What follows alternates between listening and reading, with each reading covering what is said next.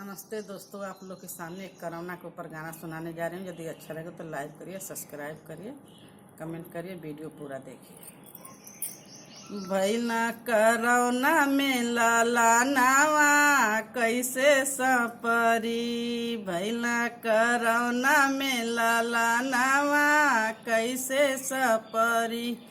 सासु जिया में देवता मनावे वो भी मांगे नेग, सासु जिया में देवता मनन को वो भी मांगे नेग। नेक के बदले ठेंग दिखा दे पिया गए परदेश, चाबी ले गईले सजानावा कैसे सापरी। भैला कोरोना में लला नावा कैसे सापरी। जेठनी जिया में पिपरी पिसन को वो भी मांगे नेग, जेठनी जिया में पिपरी पिसन को वो भी मांगे नेग। नेक के बदले ठेंग दिखा दे पिया गए परदेश, भैला महामारी जमानावा कैसे सपरी।